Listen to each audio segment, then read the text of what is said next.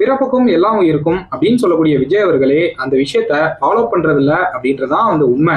எதை வச்சு அப்படி சொல்றீங்க? ஃபர்ஸ்ட் ஆஃப் ஆல் அதுக்கான மீனிங் வந்து என்ன அப்படின்னா, எல்லா உயிர்களுமே வந்து சமம், எந்தவித உயர்வும் எந்தவித தாழ்வும் இல்லாம எல்லாருமே வந்து ஈக்குவல். ஸோ அதுதான் அதுக்கான காரணம். ஸோ அப்படி அந்த கொள்கையை விஜய் அவர்களே ஃபாலோ பண்ணல அப்படின்னு தான் வந்து சொல்லணும். ஒரு எக்ஸாம்பிளுக்கு சொல்லணும் அப்படின்னா, கரூர்ல 41 பேர் வந்து இறந்து போனாங்க தாவேகா கூட்டத்துல. ஸோ அப்படி இருக்கிற பட்சத்துல 20 லட்சம் வந்து அறிவிச்சாரு இறந்து போன குடும்பத்துக்கு. பட் இப்போ சேலத்துல ஒருத்தர் வந்து இறந்து போனாரு. ஸோ அவருக்கு மட்டும் 5 லட்சம் தான் வந்து அறிவிச்சிருக்காரு. ஸோ இதை பார்க்கும்போதே அப்பட்டமா வந்து தெரியுது. ஸோ இதுக்கான காரணம் வந்து என்ன அப்படின்னா, கரூர் கூட்டத்துல இறந்து போனவங்க எல்லாருமே தமிழ்நாட்டை சேர்ந்தவங்க, அவங்களோட குடும்பங்கள் தமிழ்நாட்டுல தான் வந்து இருக்கு. ஸோ அவங்களுக்கு ஓட்டும் தமிழ்நாட்டுல தான் வந்து இருக்கு அப்படின்ற பட்சத்துல அந்த ஒரு ஓட்டை கரெக்ட் பண்றதுக்காக அந்த குடும்பத்துக்கு 20 லட்சம் வந்து அறிவிச்சாரு. பட் இப்போ சேலத்துல இறந்து போனவர் வட மாநிலத்தை சேர்ந்தவர். ஸோ அவரோட குடும்பமும் வட மாநிலத்துல தான் வந்து இருக்காங்க.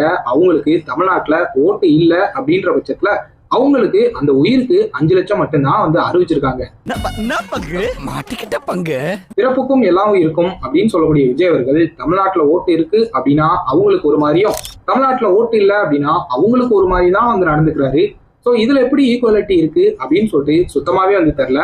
பட் இவரு என்ன பண்ணாலும் கரெக்ட் அப்படின்னு சொல்லிட்டு ஒரு கூட்டம் முட்டு கொடுக்கறதுக்கு வந்து காத்துக்கிட்டு இருக்கு. அவங்க விஜய் அவர்கள் பண்ணா கரெக்டா இருக்கும் அப்படின்ற மாதிரி எதுக்கெல்லாம் முட்டு கொடுக்க கூடாதோ சோ அதுக்கு எல்லாத்துக்குமே முட்டு கொடுத்துட்டு வந்து இருக்காங்க.